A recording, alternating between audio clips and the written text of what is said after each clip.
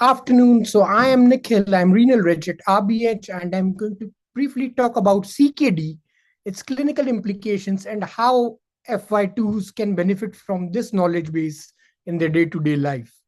So chronic kidney disease, what it is essentially.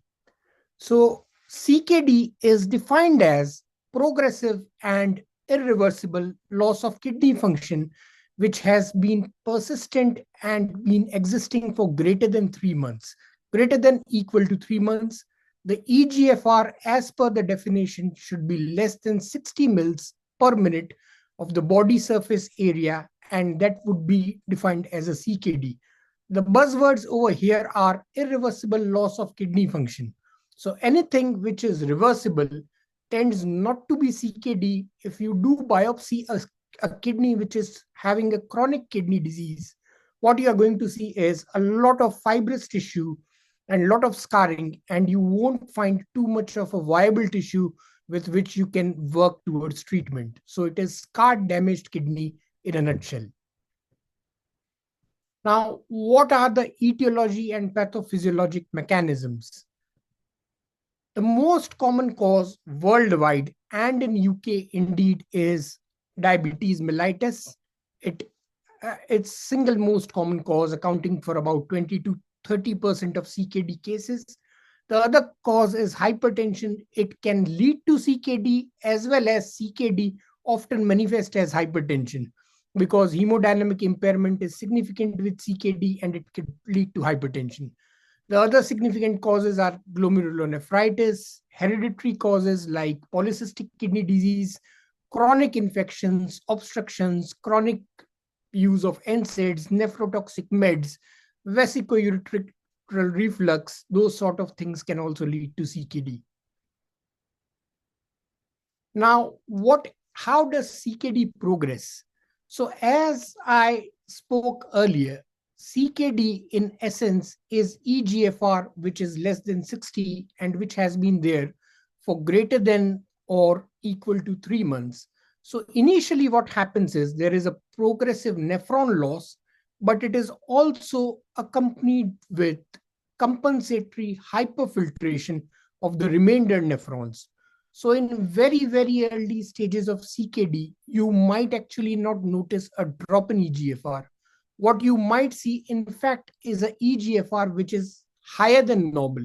This particularly is very common in diabetics because there is what we call glomerulomegaly, in which the existing nephrons, their gloms, they increase in size, their filtration function is enhanced, and the EGFR, instead of going down, it actually goes up.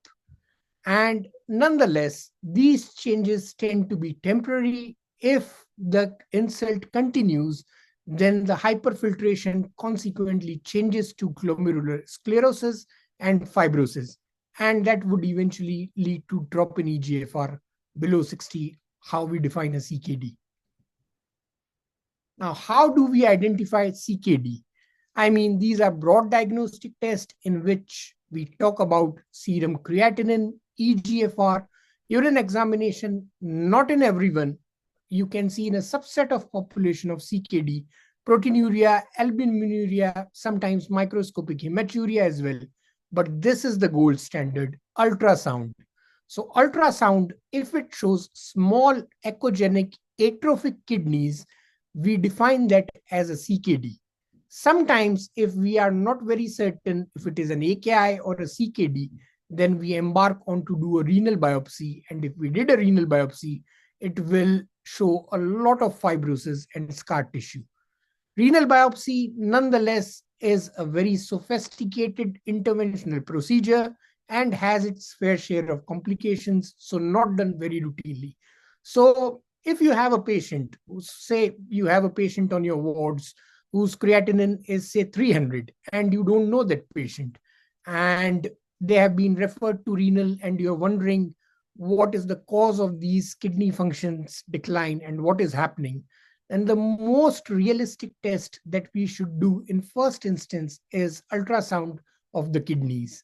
And if that ultrasound shows small atrophied kidneys, loss of CMD differentiation, increased echogenicity, it implies that the kidneys have been damaged in a chronic fashion, and there is an irreversible damage, and you can only do things to stall the progression, but you essentially cannot treat the underlying etiology.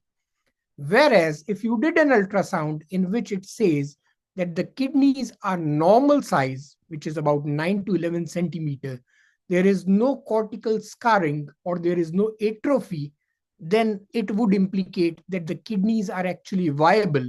And even if there is a shooting creatinine, say 200, 300, 400, there might be an underlying cause which is amenable to treatment.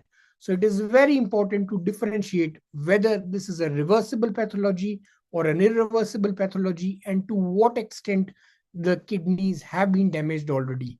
And the gold standard test for which is ultrasound of the kidneys.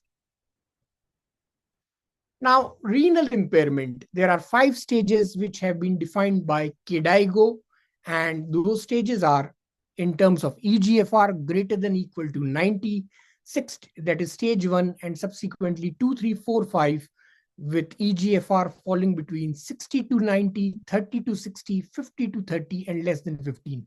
Now you would say that CKD is going to obtain only beyond stage 3, because that's where we get our cutoff EGFR to define a CKD, which is EGFR less than 60.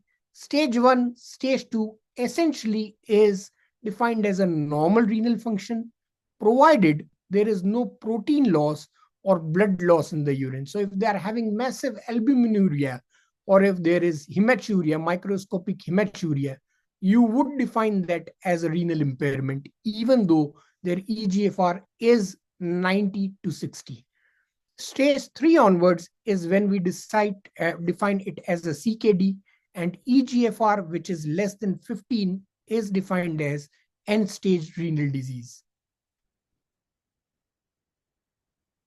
Now, what are the signs and symptoms? Now, this is all theory.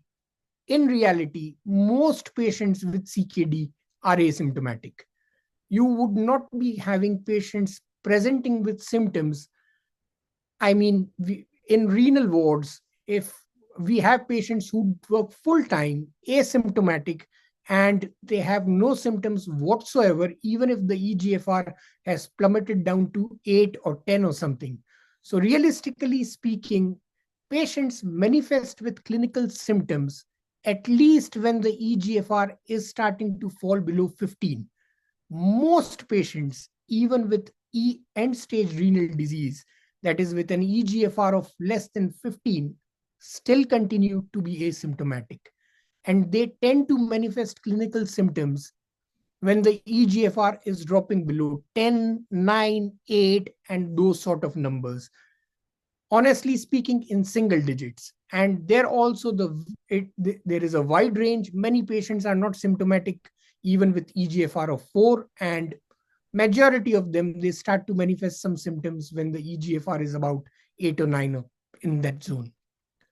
The most common symptoms that they present with is fatigue, generalized fatigue, weakness, anorexia, nausea, and that then might progress on to edema and reduce urinary output, and vomiting, pruritus. Edema, reduced urinary output is again, it in reality obtains once the EGFR actually is falling further down. So you are talking between EGFR between 5 to 7, 5 to 8, around that. And if this starts to happen, that they are edematous, or particularly the urine output is tapering off, it's an indication that they are headed towards dialysis rather soon. Now, these are the systemic manifestations, which would be hypertension, left ventricular hypertrophy, heart failure, hematological, anemia, skeletal, renal osteodystrophy, neurological, peripheral neuropathy. Now, why does anemia happen? The reason CKD patients are anemic is because kidney produces erythropoietin. And in CKD, EPO production is gone. So these patients are anemic. That's number one reason. Number two reason is these patients are uremic, and with urea, the RBC lifespan and the platelet lifespan is reduced. So there is quick red cell turnover, and consequently, these patients are anemic. To treat these patients, we give them IV or oral. I mean, at the later stages, we only give them IV iron infusions on dialysis every fortnightly, and they are on EPO almost always. Initially, the EPO is subcutaneous until the time they are not on dialysis. Once they are on dialysis, this EPO we give IV during their dialysis sessions, and often tend to be thrice a week, matching the frequency of their dialysis. Skeletal renal osteodystrophy, it's a separate lecture topic in itself. Again, to say so, why these patients have osteodystrophy, it's a bone mineral disease because you might know vitamin D is activated, the 1 alpha hydroxylation happens in the kidneys. So vitamin D, once vitamin D enters our circulation, there are two forms of activation which is needed. There is first activation happens in the liver, which is 25 hydroxylation, and then 125, which the second step happens in the kidney. And kidney with renal impairment, that hydroxylation does not happen. And so these patients often manifest with renal osteodystrophy. For the same reason, you might see on drug charts, often renal physicians provide alpha calcidol, and they do not provide cholecalciferol, because there's no point giving cholecalciferol because these patients are not going to be able to activate vitamin D for it to be, of any use for the bones and the rest of it. So they need activated vitamin D, which is alpha calcidol, and which is the vitamin D replacement, which is often used in these patients. And neurological, of course, uremia does lead to peripheral neuropathy as well. I would like to highlight this in essence that, I mean, if you see patients and if you refer them to renal, then there are quite a few things that you can look into to get to know if this patient is indeed an AKI, of which my colleague spoke earlier, or is it a CKD? So, what would be the differentiating features? If there is a drug chart you saw, and or the patient comes in, gotten admitted, and you see that they are on EPO once a week or twice a week, uh, depending upon, and if they are on 1 alpha calcidol, and they or if there is an ultrasound which showed cortical atrophy and fibrosis, these are the three most common indicators that this patient is a chronic kidney disease patient, and whom the numbers like a creatinine of 300, 350 does not need investigating. This probably is their baseline kidney function, and there is little to worry about it unless the creatinine is falling apart with, during the course of their admission. Otherwise, you see a patient who has been admitted to your wards, creatinine 300, they are on EPO, 1 alpha calcidol. Likelihood is very, very strong that this is, in fact, their baseline kidney function, and they are essentially CKD patients. Now, CKD, as has been spoken earlier, it is an irreversible kidney disease.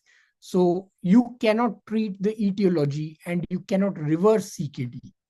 So what can be done about it? Well, the most pertinent thing which needs doing is to stall the progression of a chronic kidney disease, because patients, they don't like going on to dialysis, and the longer you can manage them conservatively, the better it is for them, and it leads to better patient outcomes in itself. So these are the basic steps which are to be followed in patients who are CKD. It's a myth that we should not be using ACE inhibitors or ARBs in patients with renal impairment. ACE inhibitors or ARBs, they work by reducing intraglomerular hypertension.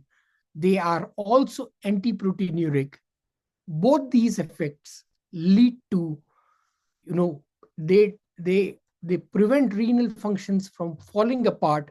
It stalls the progression of CKD, and it is very much beneficial for CKD subset of patients.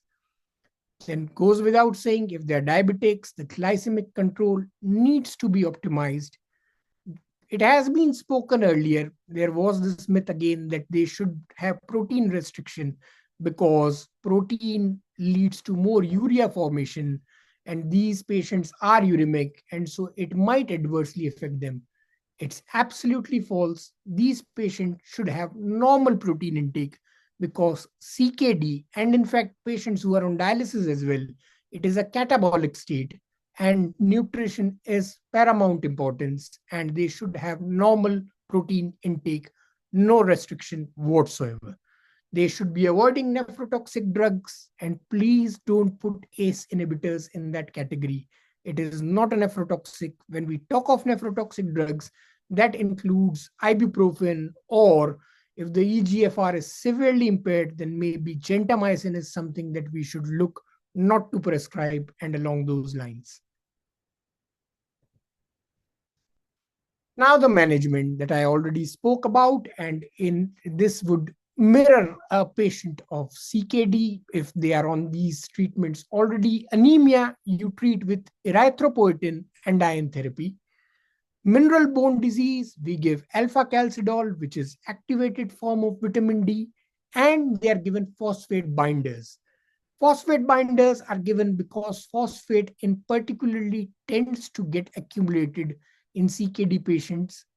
Phosphate, in fact, is not very well dialyzed as well. So it's very common for patients to be on phosphate binders, even the patients who are on dialysis. It goes. The common phosphate binders are sevelamer, lanthanum, and we tend to use them quite commonly. Also, a very high phosphate, it raises the calcium phosphate. There is that equation, calcium phosphate multiplication, and there is an inverse relationship. If the phosphate is high, the activated calcium falls down, and so it is detrimental both ways. So they need to have their phosphate controlled. Edema, we give them diuretics. Diuretics, we give them, and we tend to use very, very high doses of diuretics. So you would be hearing, or on the drug chart, there might be crazy doses of diuretics. It can go up to 240 milligrams BD, 360 milligrams BD of furosemide. We go up to those high doses as well. And the reason being, we need concentrated doses of diuretics in these patients because they have very, very few nephrons which are working. So in order to produce diuresis on those minimal nephrons, which is about 5 to 10% remaining, we need to hit them with very, very high concentrated doses of diuretics. And for the same reason, diuretics tend to be given a singular dose and in very high dose. So what I mean to say is, starting somebody on 240 milligram of furosemide is much better than giving them 120 milligram BD of furosemide. Because if 120 is not going to act appropriately, doubling the dose on two separate instances is not going to work. Instead, those nephrons, they need to have a high concentration in first instance and go in increments of 240 and 240, 360, like that. 240 works pretty well, and if need be, that can be built up further. Of course, I am talking of patients who are not diuretic naive. If the patient haven't been on any diuretics, it is sensible to start on a low dose, but oftentimes they have been on diuretics for donkey years, and doses like 40 milligram, 80 milligram tend not to work, particularly for patients who are end-stage renal failure and having a lot of fluid on board, and particularly if they have a good going blood pressure as well. The next thing is bicarbonate therapy, because these patients are often acidotic. One of the common beliefs that renal regs get is that patients are hyperkalemic, and what should they do to treat this high potassium? Now, this is your number one treatment, apart from giving them dietary advices about potassium restriction. Metabolic, if the patient is hyperkalemic and you did a gas and you saw the pH is 7.1 or a 7.2 with a base deficit, the quickest thing that works is a bicarb therapy. So insulin dex works very quickly, but once you give insulin dex, there will be again extracellular shifting of potassium, and the potassium can climb back to higher levels like 6, 6.5. These patients, if they are not on bicarb therapy, that will work very well in your favor. They can be started on sodium bicarb, 1 gram BD, 1 gram TDS, and this will keep their potassium in check. You might have heard that often renal physicians talk about drugs like sodium zirconium, localma, which are potassium binders in the gut.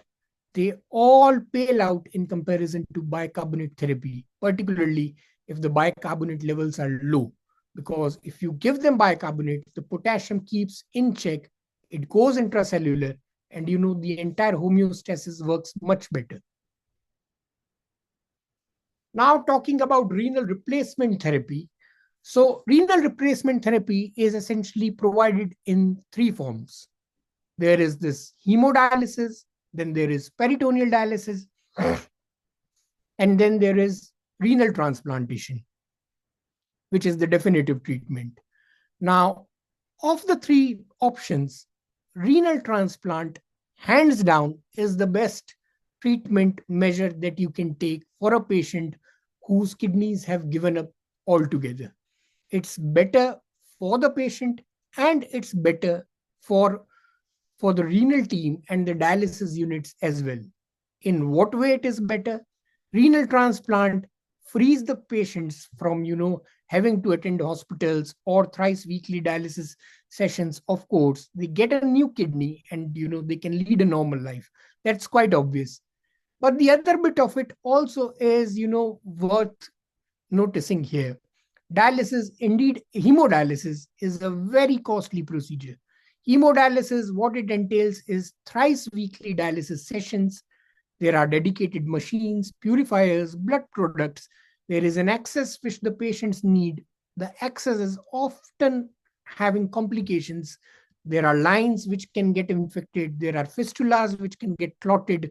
And, these patients also run significant morbidity and mortality risk on hemodialysis. The average lifespan, it is said, on hemodialysis is roughly about 7 to 10 years. The range is quite wide. You can have patients on hemodialysis for like 30 years, and you can still have patients who might not survive beyond a year or two. This depends on their comorbidities, whether they have a heart failure or not, and the other significant stuff which might be affecting their lifespan. So, and hemodialysis does tend to take a lot of toll long term. It's a catabolic state, and they tend to run down too much over a course of years, and you will see significant clinical decline in patients who have been on dialysis for about 7 to 10 years. So where it is possible, we should always try and embark onto renal transplant. And the third option, of course, is peritoneal dialysis. Peritoneal dialysis is something which is often offered to patients who want more freedom. This is something which they can do themselves. They can be taught how to do peritoneal dialysis at home. This keeps them away from hospital. They can lead a normal work-life balance, and they can just carry out dialysis on their own terms. If they want dialysis in the morning, they can do this. If they want it during the night, they can do that, and it gives them significant freedom. Peritoneal dialysis also is having its own set of complications, the most common being peritonitis. And that also, is a much weaker option compared to renal transplant if you talk about long-term outcomes. One more thing I would want to mention over here, because these things you will often come across on the wards. You will have renal patients whose hemoglobin is like 70, 80, and those sort of numbers. And we need to differentiate here. If the patients are absolutely fit and fine, and if you think that they are candidates for a renal transplant, we tend to not transfuse them, because repeated blood transfusion sensitizes them, and it in fact reduces the chances of matchability of an appropriate donor for them to have a kidney transplant.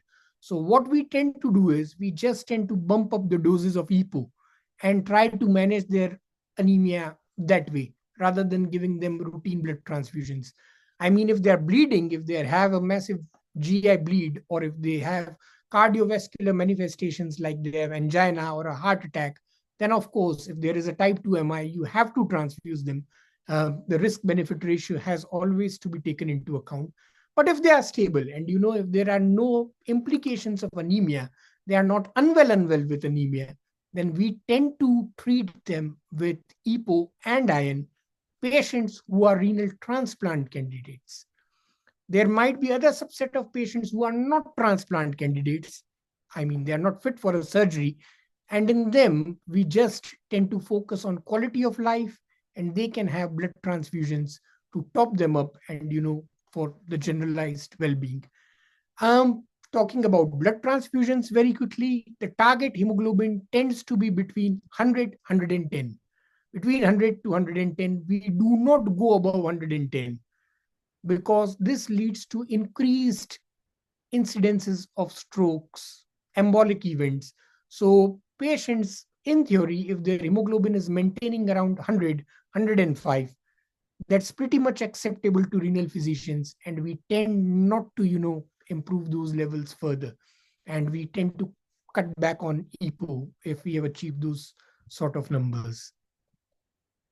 So the key takeaways: CKD is a progressive and irreversible condition. This needs to be defined because, as against AKI, this condition is irreversible. So in essence, you need to identify if the patient is not having an AKI. If they have an AKI, we need to treat that kidney condition so that the kidney can be salvageable. How do you diagnose? Well, I spoke about it. Ultrasound in first instance. If the ultrasound shows that the kidneys are indeed viable, then we send those acute screens and everything. We also, if we still are unsure, we also embark upon to do a kidney biopsy in those patients so that we are able to salvage the kidneys. However, this discussion is about CKD, and if there is an ultrasound which shows atrophic scarred kidneys, it is defined as a CKD, and our purpose of treating these patients is essentially to slow down disease progression. And it involves multidisciplinary team. It does involve dietitians because these patients, they need to be told about potassium restricted diet, phosphate restricted diet, appropriate protein intake, and in the later stages about fluid restriction as well. And goes without saying, timely renal replacement therapy is pivotal to survival. Renal replacement therapy is an umbrella term. I spoke about it previously. It has these three entities, which is hemodialysis, peritoneal dialysis, and renal transplantation. That is it. Any questions that you have for me?